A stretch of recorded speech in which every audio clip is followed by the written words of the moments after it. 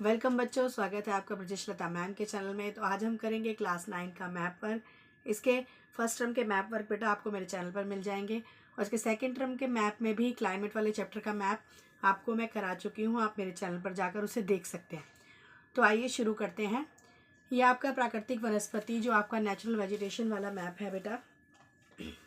इसके अंदर हम पहले वनस्पति के प्रकार वाला मैप आपको बाद में कराएंगे, पहले हम बाकी सारे मैप करते हैं।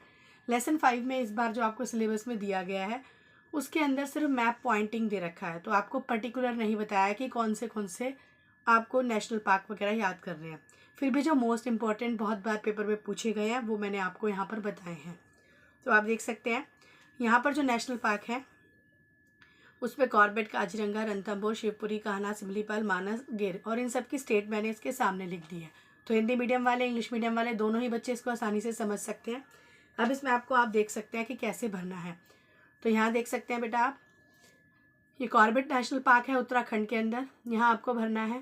रणथंभौर राजस्थान के अंदर है, गिर गुजरात में है, शिवपुरी और कान्हा मध्य प्रदेश के अंदर है, सिमलीपाल उड़ीसा में आपको भरना है और जो मानस और काजीरंगा है उसे आपको यहाँ भरना है। मैंने यहाँ पर ABCD E भी डाल दिया है जो आपको यहाँ पर दिए गए हैं, तो आप इसको आराम से कर सकते हैं। इसके बाद हम आपके नेक्स्ट मैप पे आते हैं। तो ये देखिए बेटा, ये आपका बर्ड सेंचुरी है। बर्ड सेंचुरी यानी पक्षी अभयारण्य, ये दो आपको इम्पॉर्टेंट हैं, भरतपुर और रंगनथीटो।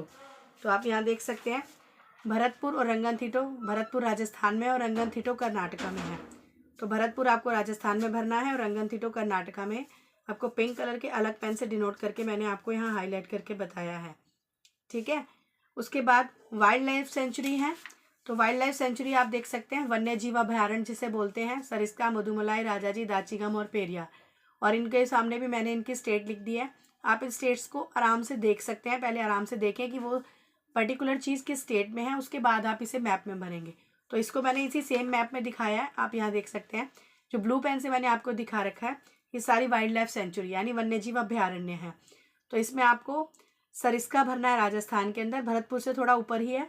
दाचीगाम जम्मू कश्मीर के अंदर भरना है। राजाजी जो है आपको यहाँ भरना है उत्तराखंड के अंदर। इसके अलावा मुदुमलाई जो है आपका तमिलनाडु के अंदर है और पेरियार जो है आपका केरला के अंदर है। तो इस तरह से आपको ये वाला मैप भर देना है। तो प्राकृतिक वनस्पति में बहुत सारे पॉइंट्स हैं, फिर भी जो वेरी वेरी इंपॉर्टेंट पॉइंट्स हैं वो सारे मैंने आपको मैप में बताए हैं, अलग अलग मैप में। होपिंग आपको अच्छे से समझ में आया होगा। इसे आप देख कर अपने अपने अलग अलग मैप में भर के अपने पास रख सकते हैं। इसके बाद आपका आता है लेसन 6 का मैप बेटा। पॉपुलेशन जो डेंसिटी 2011 सेंसस के ऊपर है, यानी 2000 की जनगणना के अनुसार हमारे देश में जनसंख्या किस किस तरह से थी। तो उसके लिए बेटा हाईएस्ट पॉपुलेशन डेंसिटी यानी उच्च जनसंख्या, जहाँ पर सबसे ज़्यादा जनसंख्या थी वो स्टेट हमारा बिहार था। तो उसको आप बिहार में प्लॉट कर देंगे, इस तरह से शेड करके दिखा देंगे। और कम जनसंख्या वाला जो राज्य था हमारा, लोएस्ट पॉपुलेशन डेंसिटी, वो अरुणाचल प्रदेश था। तो उसे भी यहाँ पर मैंने आपको डिनोट करके दिखाया। तो ये तो हो गया हाईएस्ट और लेस पॉपुलेशन डेंसिटी वाला।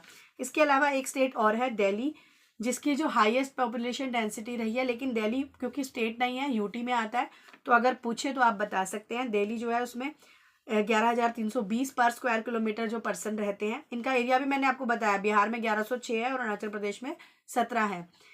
तो दिल्ली को भी आप यहाँ बीच में हरियाणा के अंदर यहाँ पर भर के दिखा सकते हैं। ये आपकी यूटी है जिसके अंदर हाईएस्ट पॉपुलेशन डेंसिटी है। तो आपको ये बताना है, यानी कि उच्च जनसंख्या घनत्व है इसमें। लेकिन ये यूटी है, अगर आपसे स्टेट पूछी जाए तो आप बिहार बताएंगे, अगर यूटी पूछी जाए या फिर किसकी डेंसिटी ज़्यादा है तो आप दिल्ली बताएंगे। इसके अलावा आपके जो सिलेबस है उसके अंदर ये बोला गया है कि population density of all state, यानी सभी राज्यों के अंदर जनसंख्या का घनत्व कैसा है, तो वो आप मैप में देख सकते हैं। मैं अभी आपको दिखाती हूँ, आप उसे देखिए। तो ये देखिए बेटा, ये आपका पॉपुलेशन डेंसिटी का मैप है 2011 वाला। तो इसके अंदर आपको यहाँ पर एक बॉक्स दे रखा है जिसमें आप देख सकते हो कि कहाँ पर जो पॉपुलेशन डेंसिटी है वो कम है, वो आपको ग्रीन एरिया दिखा रखे हैं। फिर उसके बाद 251 से 500 पीपल पर स्क्वायर किलोमीटर जो है वो आपको लाइट ग्रीन वाले एरिया दिखा रखे हैं। फिर 500 से 750 जो है आपको वो येलो वाले एरिया, ये तमिलनाडु और इधर से ये आपका पंजाब और हरियाणा, जहाँ पर जो डेंसिटी है वो 500 से 750 है। उसके बाद 750 से 1000 जो है वो आपकी ये थोड़ा सा ऑरेंज वाला एरिया है आपका, ये उत्तर प्रदेश और केरला। और इसके अलावा जो सबसे ज़्यादा हाईएस्ट डेंसिटी वाले हैं वो आपके रेडिश एरिया जैसे बिहार, पश्चिम बंगाल है, और इधर आपका यहाँ पर आपको दिख नहीं रहा है प्रॉपरली लेकिन ये दिल्ली भी है। तो ये आपके हाईएस्ट डेंसिटी है। आपको ये पूरे मैप के अंदर जो वो सारी डेंसिटी बता रखी है। तो ज़्यादातर तो आपसे हाईएस्ट डेंसिटी और लोएस्ट डेंसिटी पूछा जाएगा। तो हाईएस्ट डेंसिटी अगर स्टेट पूछी जाती है तो आपको बिहार बतानी होगी, और लोएस्ट डेंसिटी में अगर स्टेट पूछी जाती है तो आपको अरुणाचल प्रदेश बतानी होगी।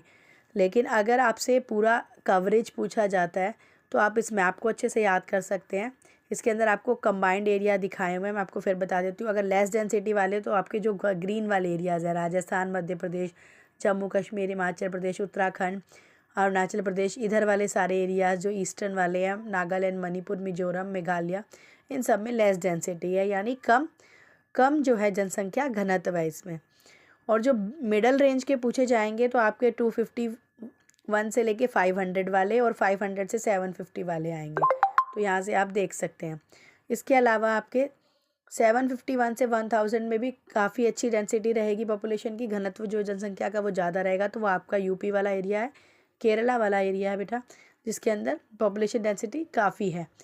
और हाईएस्ट वाले में आपका बिहार, पश्चिम बंगाल आपका आएगा। तो आपको ध्यान रखना है, इस मैप को अच्छे से प्रिपेयर कर लेना है, क्योंकि ये जनसंख्या घनत्व का मैप है। हो सकता है आपको ये फिल किया हुआ आ जाए और आपको देख के पहचानना हो। तो इस तरह से आप देखेंगे, बाकी मैंने आपको मैप में बता ही दिया है। तो ये देखिए बेटा, अब यहाँ पर हम देखते हैं नेचुरल वेजिटेशन यानी प्राकृतिक वनस्पति। जो वनस्पति के प्रकार हैं वो आपको आपकी बुक में अच्छे से दे रखे हैं। ये वाला मैप आपको दे रखा है। इस मैप में आप देखो, यहाँ पर आपको 5 टाइप दे रखे हैं वनस्पति के प्रकार के। तो इसमें उष्णकटिबंधीय सदाबहार वन जो डार्क ग्रीन है बेटा, ये वाला एरिया, यहाँ पर जहाँ भी ज़्यादा बारिश होगी वहाँ सारे उष्णकटिबंधीय सदाबहार वन पाए जाएंगे। दूसरे हैं आपके उष्णकटिबंधीय पर्णपाती वन। तो ये जो है आपका ये वाला बीच वाला एरिया है, यहाँ थोड़ी कम रेनफॉल होती है, बिल्कुल एवरेज सी। तो यहाँ पर आपके उष्णकटिबंधीय सदाबहार वन पाए जाएंगे। तीसरे आपके पर्वतीय वन। पर्वतीय वन जो है आपके जहाँ पर्वत होंगे वहाँ पाए जाएंगे। तो ये ऊपर जम्मू कश्मीर वाला और लद्दाख वाला एरिया हो गया, इधर से अरुणाचल प्रदेश वाला, इधर सिक्किम वाला, ये सारा एरिया हो गया जहाँ पे आपके पर्वतीय वन पाए जाएंगे। उसके बाद है आपके मैंग्रोव वन।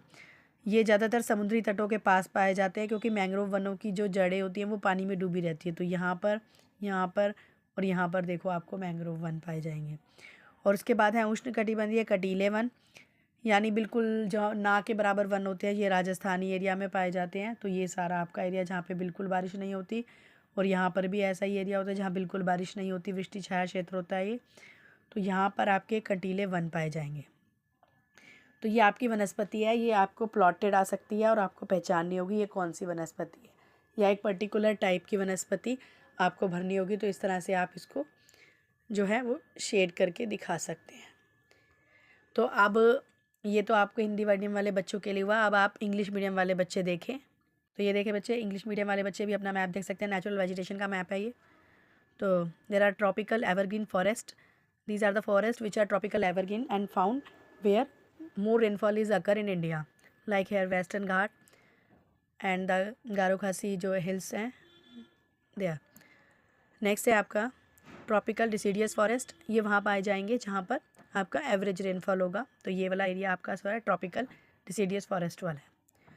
नेक्स्ट है आपका मैंग्रोव फॉरेस्ट। मैंग्रोव फॉरेस्ट जो है वहाँ पाए जाएंगे जहाँ पर जो इनकी जो बिल्कुल इनकी जो पौधे होते हैं उनकी जड़ें जो हैं वो बिल्कुल वाटर में डिप होती हैं।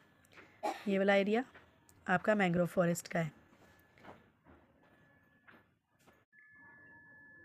नेक्स्ट है आपका mountain forest.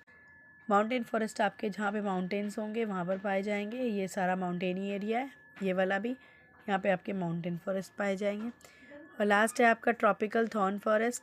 Tropical thorn forest आपके यहाँ मिलेंगे जहाँ पे राजस्थान है। ठीक है, तो ये आप इंग्लिश मीडियम वाले बच्चे भी देख सकते हैं। इसके अलावा इसके बेटा बाकी सारी चीज़ें, national park, bird sanctuary, wild life sanctuary, highest population density, ये सब चीज़ें मैं आपको बता चुकी हूँ। तो इस तरह से आपका 9th का मैप वर्क यहाँ कंप्लीट होता है। आप इसका फर्स्ट और सेकंड पार्ट देखने के लिए मेरे चैनल पर जा सकते हैं, जिसमें मैंने आपको फर्स्ट टर्म का मैप भी समझाया है और इससे पहले वाले लेसन, हर लेसन का मैप वर्क समझाया हुआ है। तो जल्दी से मेरे चैनल को सब्सक्राइब कीजिए और जाकर सारा मैप वर्क आप मेरे चैनल पर देखिए। इसके अलावा बहुत सारा कंटेंट भी आपको 6 to 12th SST का मेरे चैनल पर मिल जाएगा। तो मेरे साथ हमेशा बने रहिए और ऐसी अच्छी और मज़ेदार वीडियो पाते रहिए। तब तक के लिए goodbye and thank you.